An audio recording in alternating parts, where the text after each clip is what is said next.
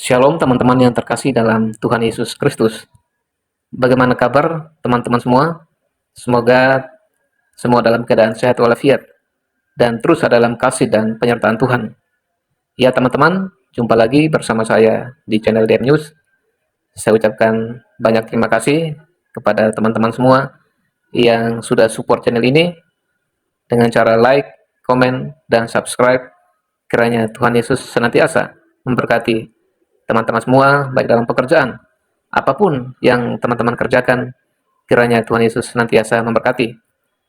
Teman-teman, bagi yang baru bergabung di channel ini, mohon bantu untuk di-subscribe, like, komen, dan share kepada teman-teman yang lain, sehingga melalui video yang disaksikan ini, boleh memberkati teman-teman yang lain juga.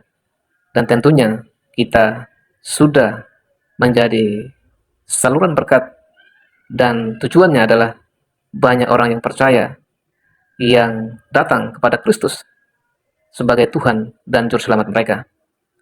Ya teman-teman yang terkasih, dalam video kali ini kita akan melihat bagaimana kesaksian murtadin yang berasal dari Minangkabau.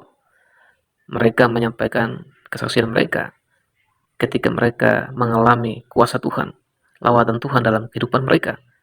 Dan mereka akhirnya mengambil satu keputusan untuk percaya kepada Kristus sebagai Tuhan dan Juru Selamat mereka. Dan kita lihat bahwa ketika ada orang Minang yang murtad, maka mereka bukan lagi orang Minang. Apakah demikian? Mari kita sama-sama saksikan cuplikan video berikut ini. Saya berharap teman-teman bisa nonton sampai tuntas, agar teman-teman juga mendapatkan wawasan atau diberkati lewat apa yang disampaikan oleh para murtadin asal Minang. Dan jika teman-teman punya pandangan atau hal apa yang memberkati teman-teman, silakan komen, tinggalkan jejakmu, sehingga banyak orang juga diberkati lewat komentar yang teman-teman berikan. Saya berharap teman-teman bisa berkomentar dengan baik, agar kita juga boleh menjadi berkat bagi orang lain. Selamat menyaksikan, Tuhan Yesus memberkati.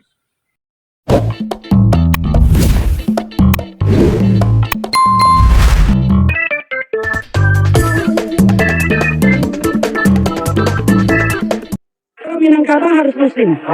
Karena adatnya itu tadi, adat Basani Syarat Basani Cukabue. Jadi maaf saja, kalau dia tidak Islam, dia keluar dari Minang. Dia bukan orang Minang. Kalau dia orang Minang dan keluar dari agama Islam, dia tidak disebut Minang. Hai. Orang Minang katanya 100% Islam. Jadi kalau sudah murtad, otomatis bukan orang Minang lagi itu. Itu kata siapa ya? Aturan apa yang bisa mengubah suku seseorang?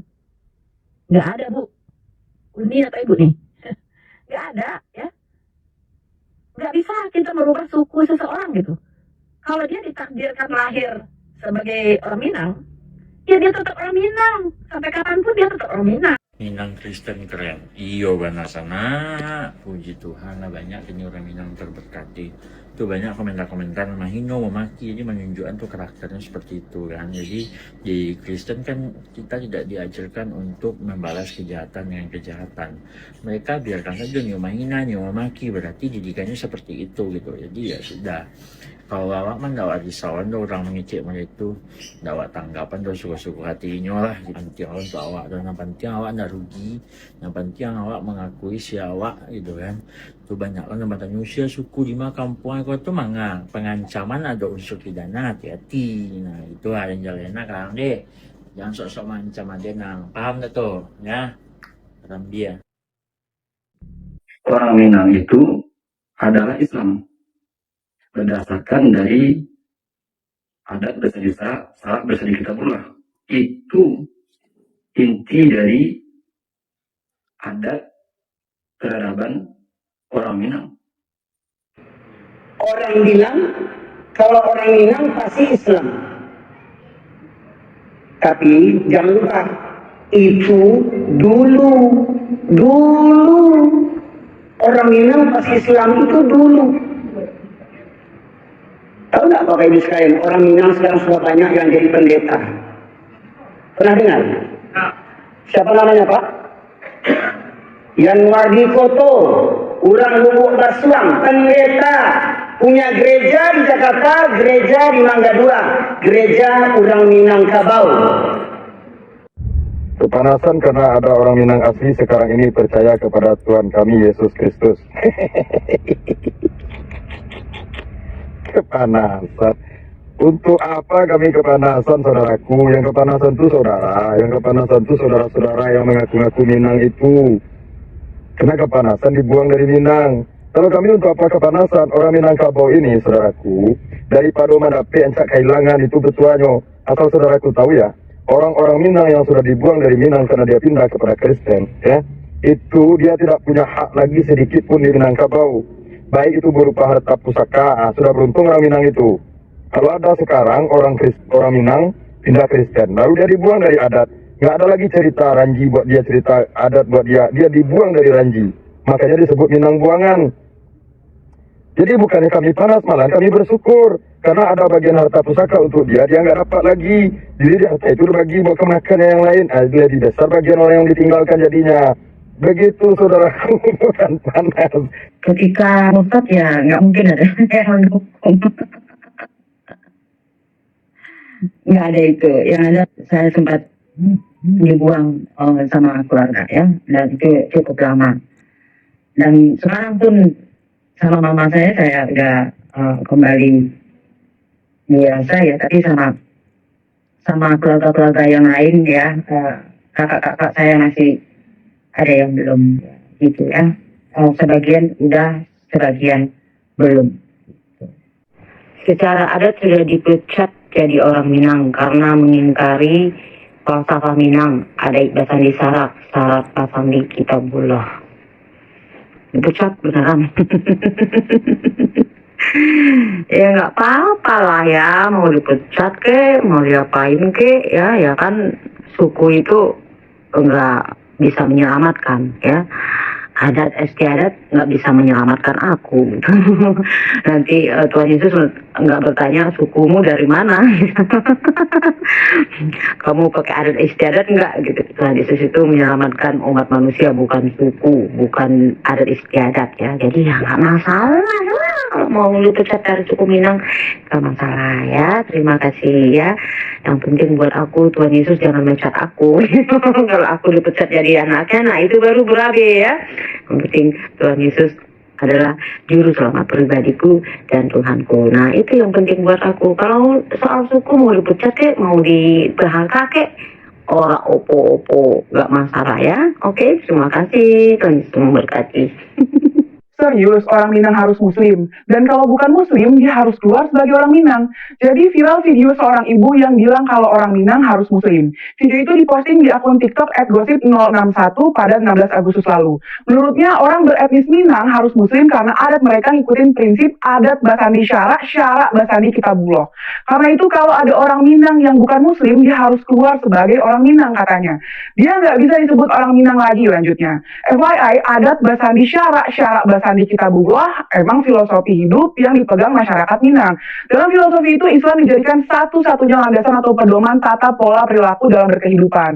Tapi jangan salah ya, filosofi ini nggak langsung built-in dalam masyarakat Minang. Filosofi ini dipegang masyarakat Minang baru 200 tahunan terakhir, terutama ketika menguatnya pengaruh kelompok Padri yang bercorak Wahabisme di ranah Minang pada 1803 sampai 1820. Lagi pula identitas masyarakat Minang itu kan dinamis, nggak statis. Emangnya orang Minang dari sananya muslim? Ya enggak lah. Sejarah mencatat Islam bukan satu-satunya agama yang masuk dan berakulturasi dengan budaya Minang. Selain punya sistem kepercayaan sendiri, masyarakat Minang juga bersentuhan dengan Hindu dan Buddha. Puncaknya berdiri Kerajaan Minangkabau pada 1347 Masehi yang didirikan Aditya Warman. Kerajaan Minangkabau resmi berubah menjadi Kesultanan Islam setelah 400 tahun kemudian, persisnya pada abad ke-17 dalam masa pemerintahan Sultan Alif. Kalau sekarang mayoritas orang Minang itu Muslim, ya jelas bisa dipahami. Tapi nggak bisa diabaikan fakta bahwa ada juga orang Minang yang menganut agama lain, meski jumlahnya lebih sedikit. Misalnya Willy Amrul, adik kandung ulama besar kontemporer asal Minang Buya Hamka, atau Khalid Salim, adik kandung tokoh besar Minang era kemerdekaan Haji Agus Salim. Gimana pun etnisitas itu given, dia nggak bisa berubah cuman gara-gara seorang berubah pikiran atau berpindah agama. Dan yang nggak kalah penting, Minang itu bagian dari etnis yang ada di Indonesia. Dan di negara kita ini, semua pemeluk agama dihormati apapun etnisnya. Semoga ibu itu lebih melek sejarah dan konstitusi kita ya, biar wawasannya makin luas dan lebih toleran. Apapun agamamu, engkau adalah saudara sebangsaku. Bagaimana dengan nenek moyang Minang sebelum Islam masuk? Apakah mereka bukan Minang? Nah, teman-teman, kalau kita gali kembali sejarahnya, sebelum adat Basandi Syarak, Syarak Basandi Kitabullah, di Minangkabau ada falsafah yaitu adat Basandi Alua, Alua Basandi Patik, Patik Basandi Kamu Pakai. Artinya yaitu adat itu bersandikan kepada sesuatu yang dianggap benar. Dan sesuatu yang dianggap benar tersebut merupakan hasil dari suatu mufakat atau suatu kesepakatan. Halo semua, seperti yang barusan kita lihat dari cuplikan-cuplikan video, umat Islam di Minangkabau menggunakan falsafah adat Basandi Syarak, Syarak Basandi Kitabullah untuk mencegah orang keluar dari Islam sampai dikatakan kalau keluar dari Islam berarti bukan lagi orang Minang dan tidak mendapatkan warisan. Bagi saya secara pribadi, saya tidak masalah dengan orang-orang Minang yang mau menerapkannya. Itu adalah hak mereka. Tetapi ada beberapa hal yang perlu dikritisi dan bisa dijadikan pelajaran bagi teman-teman dari suku lain. Yang pertama, adat Basandi Syarak, Syarak Basandi Kitabullah bukanlah falsafah asli orang Minang sejak zaman dulu. Falsafah itu baru diimpor dari Arab dan mulai diterapkan pada abad ke-19. Dan seperti tadi kita dengar, sebelum itu, masyarakat Minangkabau mempunyai falsafah adat Basandi Alua, Alua Basandi Patui, Patui Basandika Mufakiat. Artinya, adat berlandaskan alur, alur berlandaskan patut, patut berlandaskan mufakat. Falsafah kuno yang asli ini dipegang sejak kerajaan Minangkabau bernama Pagaruyung yang berdiri pada abad ke-14. Masyarakat Minangkabau mengalami masa kejayaan pada zaman kerajaan Hindu-Buddha Pagaruyung ini. Tetapi kejayaan Pagaruyung mulai jatuh ketika rajanya masuk Islam pada abad ke-17. Dan kerajaan ini benar-benar hancur tak bersisa karena pemberontakan teroris Islam yang disebut kaum Padri pada abad ke-19. Ceritanya begini, pada tahun 1803, ada 3 orang ulama yang baru pulang dari Mekah dan ingin menerapkan syariat Islam di Minangkabau. Sehingga meletuslah pemberontakan terhadap kerajaan Pagaruyung yang disebut Perang Padri. Jadi Perang Padri bukanlah perang melawan penjajahan Belanda, tetapi pemberontakan yang memaksakan syariat Islam ke masyarakat Minangkabau. Dan karena pemberontakan teroris Islam inilah, kerajaan Pagaruyung mengundang Belanda masuk ke Sumatera Barat dan memberikan Belanda legitimasi yang sah atas tanah Sumatera Barat demi menumpas pemberontakan Islam. Pada tahun 1821, baru para teroris Padri konsentrasi berperang melawan Belanda. Antara tahun 1825 sampai 1831, terjadi gencatan senjata antara para teroris Padri dengan Belanda, sehingga mereka punya waktu dan konsentrasi untuk memaksakan adat Basandi Syarak, Syarak Basandi Kitabullah kepada masyarakat Minangkabau. Jadi adat Basandi Syarak, Syarak Basandi Kitabullah tidak diterima oleh orang Minang secara sukarela, tetapi dipaksakan dengan perang. Artinya, Al-Quran Surah Al-Baqarah ayat 256 yang berkata tidak ada paksaan dalam agama adalah kebohongan. Islam masuk Indonesia dengan damai tanpa perang adalah kebohongan. Dan hal ini bukan hanya terjadi di Minangkabau. Terjadi juga di Jawa dan daerah-daerah lain di dunia dengan pola yang sama. Awalnya Islam masuk dengan berkata kami agama damai. Tidak ada paksaan dalam agama, bagiku agamaku bagimu agamamu. Dan minta ditoleransi. Awalnya mereka minta dapat berjalankan ibadah tanpa diganggu. Berikutnya mereka minta hukum syariat diakui. Lalu mereka memaksakan syariat Islam diterapkan bagi semua orang tanpa toleransi, termasuk kepada orang yang tidak beragama Islam. Akhirnya mereka menjajah suku. Seperti yang kita lihat di Minangkabau, Islam bahkan sampai membuat orang yang tidak beragama Islam keluar dari suku. Padahal suku itu yang sebenarnya bawaan lahir, tidak bisa diganti. Yang bisa diganti adalah agama. Jadi teman-teman yang bersuku lain, terutama suku yang bukan beragama Islam, pelajari pengalaman suku Minangkabau. Kalian mungkin sekarang toleransi jika ada yang masuk Islam, tetapi suatu saat nanti, orang yang masuk Islam itu atau keturunannya bisa berbalik menyerang, menjajah, dan menjadi benalu bagi suku kalian. Nah, mungkin ada teman-teman yang marah mendengar saya berkata Islam menjadi benalu. Tetapi coba kita simak baik-baik dalam kejujuran. Apakah benar Minangkabau menerapkan falsafah adat Basandi Syara, Syara Basandi Kitabullah? Yang pertama, masyarakat Minangkabau menggunakan sistem matrilineal. Garis keturunan ditarik dari pihak ibu. Apakah matrilineal bersendikan syariat Islam dalam Al-Quran? Tidak. Bukan hanya tidak bersendikan syariat Islam, tetapi juga bertentangan dengan prinsip nasab dalam Islam. Hukum waris Minangkabau menetapkan bahwa harta pusaka diwariskan melalui garis keturunan ibu. Perempuan memegang peranan penting dalam pengelolaan harta pusaka tinggi. Sedangkan dalam Al-Quran, warisan melalui keturunan ayah, dan laki-laki mendapat bagian 2 kali lipat perempuan. Jadi kalau kita mau jujur, sekarang ini kita bisa mengatakan Islam masih mentoleransi adat matrilineal yang asli Minangkabau. Tetapi kita tidak bisa berkata adat matrilineal itu bersendikan syariat Islam. Dan kita tidak tahu apa yang akan terjadi di kemudian hari. Islam bisa saja memaksakan patrilineal ke Minangkabau di masa depan. Berikutnya coba kita lihat pakaian dan seni adat Minangkabau. Apakah bersendikan syariat Islam? Sama sekali tidak. Kalau bersendikan syariat Islam, pakai burka, perempuan dilarang menari, dilarang bermain alat musik, dan bahkan dilarang bersuara. Seperti yang diterapkan Taliban di Afghanistan. Dulu, para teroris Padri juga ingin menerapkan syariat Islam seperti Taliban di Afghanistan. Tetapi karena ada Belanda, hal itu tidak terjadi. Jadi apakah benar adat Minangkabau bersendikan syariat Islam? Tidak. Islam hanya menjadi benalu yang mengklaim diri sebagai sendi adat Minangkabau. Dan masyarakat Minangkabau tidak menyadarinya atau terlalu takut untuk mengakuinya. Karena trauma masa lalu, dibantai jika berani melawan Islam. Betul kan? Itu sebabnya saya berkata Islam menjadi benalu bagi adat istiadat dan budaya lokal. Dan tujuannya tidak berhenti sampai di situ. Tujuannya sampai memusnahkan adat lokal dan menggantikannya dengan adat Arab. Jadi kali ini saya ingin mengingatkan teman-teman di Minangkabau bahwa proses Islamisasi Minangkabau itu belum selesai sampai adat istiadat dan budaya kalian yang luhur itu musnah seluruhnya. Sampai matrilineal sudah tidak ada lagi. Perempuan kalian ditutup dari ujung kepala sampai ujung kaki, dilarang berbicara, dan dikawini pada usia 6 tahun. Sesuai dengan syariat Islam yang diterapkan di Afghanistan. Adat Basandi Syara, Syara Basandi Kitabullah yang sesungguhnya bukan Minangkabau, tetapi Afghanistan. Jadi silakan teman-teman dari suku Minangkabau, lihat Afghanistan dan pertanyakan kepada diri sendiri, apakah kalian benar-benar mau menerapkan adat Basandi Syara, Syara Basandi Kitabullah? Apakah kalian mau menjadi seperti Afghanistan? Kalau kalian mau seperti Afghanistan, ya silakan. Tetapi kalian perlu tahu bahwa orang-orang asli Afghanistan akhirnya terusir keluar dari tanah mereka sendiri. Taliban itu bukan orang asli Afghanistan. Artinya, kalau kalian mau benar-benar ingin menerapkan adat Basandi Syara, Syara Basandi Kitabullah, siap-siap saja adat budaya kalian musnah dan kalian sendiri terdepak keluar dari tanah kalian.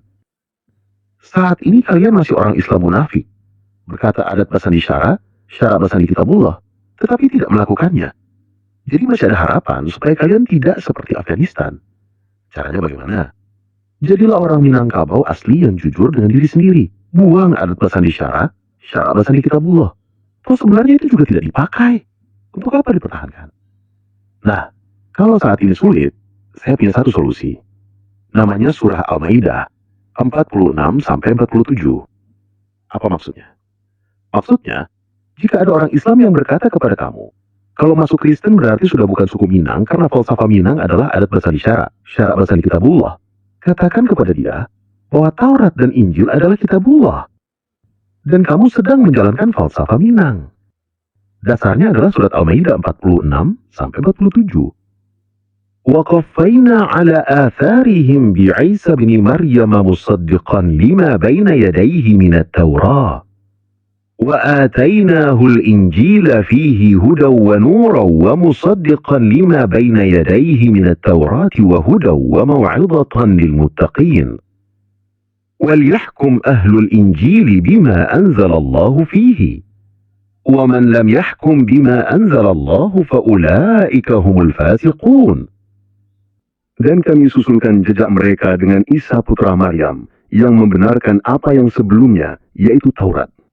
Kami menurunkan Injil kepadanya, di dalamnya terdapat petunjuk dan cahaya, yang membenarkan kitab suci yang sebelumnya, yaitu Taurat, dan menjadi petunjuk serta pengajaran bagi orang-orang yang bertakwa. Dan hendaklah pengikut Injil memutuskan urusan menurut apa yang diturunkan Allah di dalamnya. Siapa yang tidak memutuskan suatu urusan menurut ketentuan yang diturunkan Allah, maka mereka itulah orang-orang fasik. Artinya, Al-Quran sendiri mengakui Taurat dan Injil adalah kitab Allah di dalam Al-Maidah 46. Dan Al-Quran berkata, orang Kristen pengikut Injil disuruh memutuskan urusan menurut apa yang ada di dalam Injil. Jika dia membantah ayat Al-Quran ini, berarti dia sendiri yang menentang adat basan isyarat, syarat basan kitabullah. Dia sendiri yang sebenarnya sudah keluar dari suku Minang. Jelas ya? Jadi orang-orang Minang tidak perlu takut untuk masuk Kristen, karena kalian tidak melanggar falsafah adat basan isyarat, syarat basan kitabullah. Tetapi kalian justru sedang melaksanakannya. Taurat dan Injil adalah kitab Allah menurut Al-Quran. Jelas ya? Oke, sekian video kali ini. Tuhan Yesus memberkati. Saya dengan Gus Dur bicara seperti ini. Kata Gus Dur, yang memang begitu Pak Sakur. Saya ini beragama kayak pegang bara. Dilepas nggak boleh, dipegang saya sakit. Ya kan artinya. Oleh karena itu yuk sekarang kita berpikir. Jangan takut murtad dong. Daripada kamu mempercayai sesuatu yang tidak benar. Betul nggak? Ya iya, berpikir kritis. Selama ini kita dididik beragama ini dengan cara pejamkan matamu, matikan lampu, tutup jendela, kunci pintu. Yakinlah begitu caranya. Selama ini kan begitu. Pokoknya kan begitu. Yuk kita berbicara rasional. Itu yang saya inginkan. Dan ini akan terjadi perubahan nanti.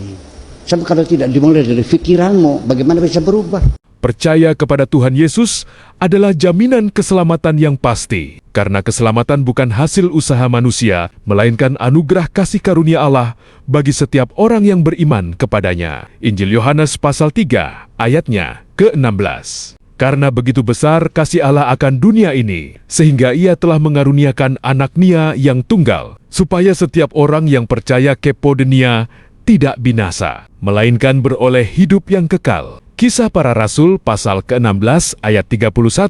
Percayalah kepada Tuhan Yesus Kristus dan engkau akan selamat. Engkau dan seisi rumahmu. Efesus 2, 8-9. Sebab karena kasih karunia, kamu diselamatkan oleh iman. Itu bukan hasil usahamu, tetapi pemberian Allah. Itu bukan hasil pekerjaanmu. Jangan ada orang yang memegahkan diri. Jangan keraskan hatimu. Percayalah kepada Yesus Kristus, maka engkau pasti selamat. Haleluya. Amin.